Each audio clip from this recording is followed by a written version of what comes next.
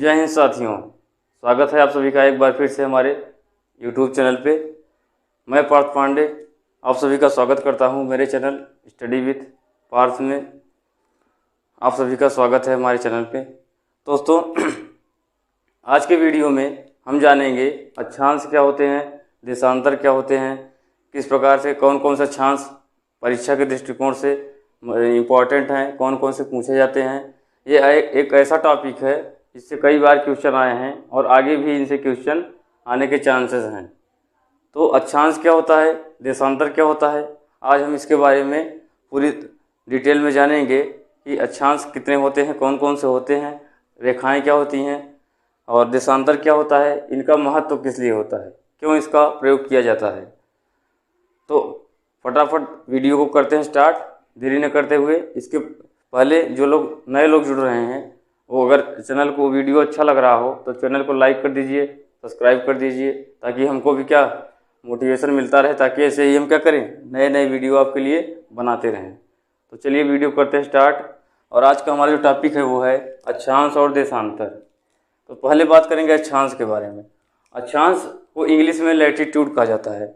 Latitude यानी जो लेटा हुआ होता है। तो पृथ्वी पर अब आप पृथ्वी का स्ट्रक्चर देखेंगे, पृथ्वी इस प्रकार की होती हैं, दिखाई दे रहा होगा।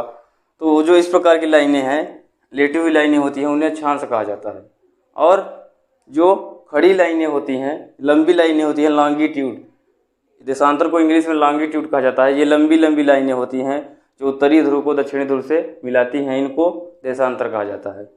तो अक्षांश मान लो कभी परिभाषा पूछी जाए, अक्षांश कहते किसे हैं, तो अक्षांश की परिभाषा जो होती है वो होती है कि पृथ्वी के केंद्र से अगर पृथ्वी पर किसी भी स्थान पे पृथ्वी के केंद्र से पृथ्वी के किसी स्थान की जो कोणीय दूरी होती है वही क्या कहलाती है, अक्षांश कहलाती है। यानी पृथ्वी के केंद्र से कहीं का भी क्या लेंगे, अगर कोणीय दूरी लिया जाएगा तो वही क्या कहलाता है, अक्षांश कहलाता है।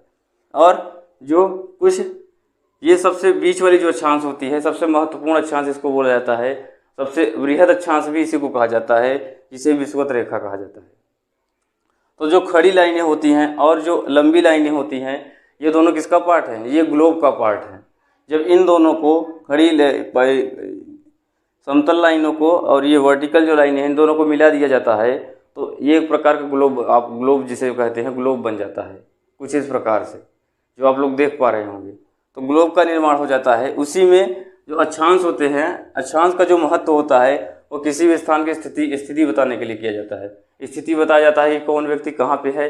अगर हमको किसी के बारे में जानना है या किसी देश के बारे में जानना है, उसकी लोकेशन क्या है, तो ये स्थिति बताने के लिए प्रयोग किया जाता है अक्षांश का। अब जो कुछ प्रमुख अक्षांश जो होते हैं, सबसे बीच वाली जो अक्षांश होती है विषुवत रेखा कहलाती है।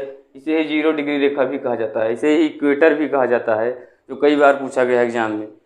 तो इक्वेटर के उधर जब जाएंगे तो इक्वेटर जो होती है वो पृथ्वी को 2 बराबर भागों में बांटती है। इक्वेटर जो लाइन होती है पृथ्वी को देखेंगे तो एक ऊपर एक नीचे 2 बराबर भागों में बांटती है। जो ऊपरी वाला भाग होता है वो उत्तरी गोलार्ध कहलाता है और जो नीचे वाला सेमी सर्किल होता है इसको दक्षिणी गोलार्ध कहा जाता है। तो उत्तरी गोलार्ध और दक्षिणी गोलार्ध में बांट देता है कौन, विषुवत रेखा। पृथ्वी को 2 बराबर भागों में बांटने वाली रेखा विषुवत रेखा होती है। इसी को बृहद अक्षांश या इक्वेटर या 0 डिग्री या भूमध्य रेखा कहा जाता है। तो कुछ महत्वपूर्ण अक्षांश यहाँ पर लिखे गए हैं जो कई बार एग्जाम में पूछे गए हैं। तो अगर ऊपर से हम देखें तो 23.5 डिग्री नॉर्थ जो रेखा होती है इसे कर्क रेखा कहा जाता है। इंग्लिश में कहते हैं topic of cancer. Topic of cancer किसे कहा जाता है, कर्क रेखा को इंग्लिश में कहा जाता है। उसके ऊपर बढ़ेंगे तो 66.5 डिग्री नॉर्थ पे एक रेखा पड़ती है जिसे आर्कटिक वृत्त कहा जाता है। ये भी पूछा गया है एग्जाम में कि 66.5 डिग्री नॉर्थ रेखा क्या। विषुवत रेखा के ऊपर जो 2 रेखाएं होती हैं कई बार पूछी गई हैं। कर्क रेखा तो बहुत बार पूछी गई है, क्योंकि कर्क रेखा हमारे भारत से भी जाती है। तो कई बार ये भी क्वेश्चन आता है कि कर्क रेखा भारत के कितने राज्यों से जाती है। वो हमने आपको एक ट्रिक के माध्यम से शॉर्ट वीडियो में बताया हुआ है, जो लोग न देखे हुए हैं जा करके उसको देख सकते हैं। और कर्क रेखा जो होती है विश्व के 17 देशों से होकर जाती है। तो किसी दिन इसके बारे में भी आपको बताएंगे, कर्क रेखा क्या होती है, मकर रेखा क्या है, कितने देशों से जाती है, इन सब के बारे में डिटेल में एक वीडियो अलग से बना देंगे। तो कर्क रेखा, आर्कटिक वृत्त और विषुवत रेखा के दक्षिण की ओर आते हैं तो 23.5 डिग्री साउथ एक रेखा पड़ती है, इसे मकर रेखा कहा जाता है। 23.5 डिग्री साउथ। अब देखिए 23.5 डिग्री नॉर्थ और साउथ में बहुत कन्फ्यूजन होता है। और साउथ जो होता है वो मकर रेखा होती है, और जो नॉर्थ होती है वो कर्क रेखा होती है।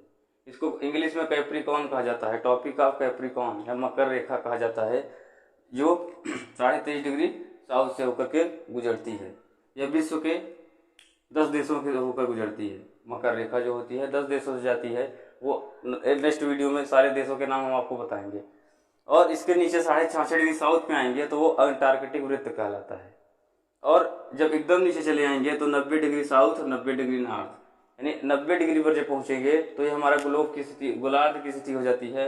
इसको उत्तरी ध्रुव कहा जाता है और इसको दक्षिणी ध्रुव कहा जाता है। यानी ऊपर वाला जो होगा वो गोलार्ध, उत्तरी गोलार्ध होगा, नीचे वाला दक्षिणी गोलार्ध। और इसको 90 डिग्री अक्षांश को क्या बोलते हैं, दक्षिणी ध्रुव, और 90 डिग्री उत्तरी अक्षांश को उत्तरी ध्रुव कहा जाता है।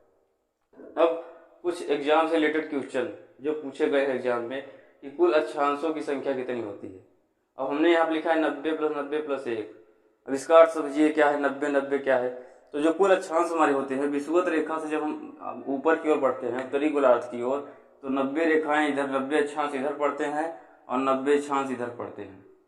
ये जो अक्षांश होता है पृथ्वी के चारों ओर क्या होता है, अक्षांश जो आप देखते हैं इसको ऐसे गोलाई में बनाया जाता है, क्योंकि ग्लोब हमारा क्या है, एक गोला है। और अगर आपसे पूछा जाए कि इसको इन दोनों में कौन सा सही है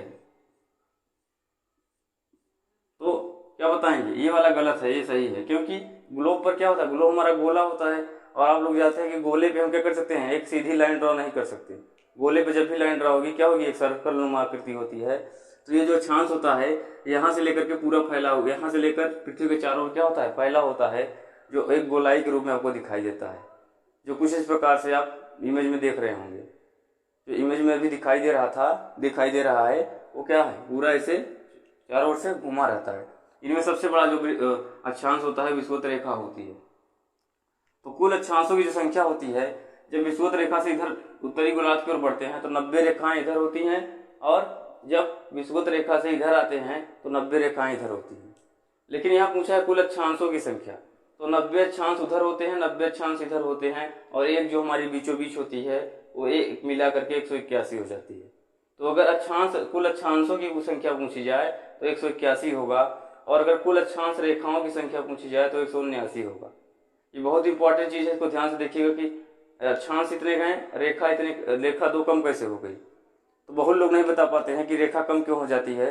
तो आज आपको ये बात क्लियर हो जाएगी कि इसको रेखा को यहाँ 2 कम क्यों हो जाता है। तो जब हम लास्ट में पहुंचते हैं 90 डिग्री पर, तो जो हमारे 90 डिग्री आप देख रहे हैं, दोनों 90 डिग्री पर एक बिंदुनुमा संरचना बनती है। यानी जब कोई बिंदु बन जाता है तो बिंदु से हम रेखा नहीं खींच सकते, एक बिंदु से एक रेखा नहीं खींची जा सकती, ठीक है। तो इसको हम रेखा नहीं मानते हैं, अक्षांश माना जाता है लेकिन रेखा नहीं मानी जाती है। इसीलिए जो कुल अक्षांश होते हैं एक उधर छोड़ देते हैं, एक इधर छोड़ देते हैं, और 89 यहाँ 89 होगा, 89 + 1 यानी 179 कुल क्या होती हैं, अक्षांश रेखाएं होती हैं। और 2 अक्षांश रेखाओं के बीच की जो दूरी होती है, ये हमने जो यहाँ बनाया हुआ है कटिबंध जो लिखा है, तो 2 अक्षांशों के बीच की दूरी जो होती है कटिबंध, या इंग्लिश में जोन कहते हैं, इसको जोन कहा जाता है, जोन। और ये कितना होती है, 111.13 किलोमीटर होती है 2 अक्षांश रेखाओं के बीच की दूरी, जिसे कटिबंध कहा जाता है। और चौथा इंपॉर्टेंट पॉइंट है कि विषुवत रेखाओं से ध्रुवों की तरफ जाने पर इसकी लंबाई जो होती है कम हो जाती है। यानी विषुवत रेखा से अगर हम इधर बढ़ेंगे, जैसे जैसे ऊपर की ओर जाएंगे, तो सबसे बृहद अक्षांश ये होता है, उसके बाद इससे छोटा होगा, फिर इससे छोटा मिलेगा, इससे छोटा मिलेगा, और लास्ट में केवल एक पॉइंट मिलता है। तो इसीलिए यहाँ लिखा गया है कि जो विषुवत रेखा से ध्रुवों की तरफ जाने पर इसकी लंबाई क्या हो जाती है, कम हो जाती है। इसीलिए ये लास्ट में क्या होता है, एक बिंदुनुमा संरचना में बचा रह जाता है। अब इतना क्लियर हो गया हो आप लोग को, अक्षांश किसे कहते हैं, कितने अक्षांश होते हैं, कौन कौन से इंपॉर्टेंट अक्षांश हैं जो एग्जाम में पूछे गए हैं। एग्जाम में रेखाएं पूछी गई कितनी है, अक्षांश कितने हैं पूछा गया है। ये इंपॉर्टेंट 23.5 डिग्री कर्क रेखा कहाँ पाई जाती है ये पूछा गया है। और जो कर्क रेखा प्रदेश वगैरह है वो आपको एक नए वीडियो में हम अलग से बताएंगे। अब बात करते हैं देशांतर पे। देशांतर क्या होता है, तो देशांतर जो आपका होता है, देशांतर का होता है देशों के मध्य अंतर, यानी देशों में क्या अंतर है, कितने टाइमिंग का अंतर है, कि कौन किस अंतर पे देश हैं, इन सब का निश्चय किससे किया जाता है, देशांतर रेखा से। तो देशांतर रेखा के बारे में अगर पूछा जाए तो उत्तरी गोलार्ध से दक्षिणी गोलार्ध को मिलाने वाली जो रेखा होती है वह देशांतर कहलाती है। ये आप देख पा रहे होंगे, यहाँ उत्तरी गोलार्ध से निकल करके कहाँ तक आई है, दक्षिणी गोलार्ध तक। उत्तरी गोलार्ध से निकल करके कहाँ तक आई है, दक्षिणी गोलार्ध तक आई है। इसको क्या बोलते हैं, देशांतर रेखाएं बोलते हैं। या जो सबसे इसके मध्य रेखा जो होती है, 0 डिग्री रेखा जो होती है, 0 डिग्री देशांतर जिसे कहते हैं, इसको प्रधान याम्योत्तर रेखा भी कहा जाता है। इसको क्या बोलते हैं, प्रधान याम्योत्तर रेखा। तो इसकी एक और परिभाषा होती है कि उत्तरी याम्योत्तर को दक्षिणी याम्योत्तर से, उत्तरी याम्योत्तर को दक्षिणी याम्योत्तर से मिलाने वाली जो रेखा होती है वही देशांतर क्या कहलाती है, रेखा कहलाती है। और ये 0 डिग्री जो देशांतर रेखा होती है, इसका ट्रिक हमने आपको शॉर्ट में बताया है कि कौन कौन से देशों से होकर के जाती है 0 डिग्री देशांतर, जिसे ग्रीनविच रेखा कहा जाता है। क्यों ग्रीनविच क्यों कहा जाता है, क्योंकि ये जो देश, ये रेखा स्थित है, यहाँ आप देखेंगे तो एक द्वीप पड़ता है जिसे इंग्लैंड कहा जाता है। तो इंग्लैंड का जो लंदन शहर है, उसके लंदन शहर के ग्रीनविच वेधशाला से होकर के जाती है, इसीलिए इसका नाम ग्रीनविच रखा गया है।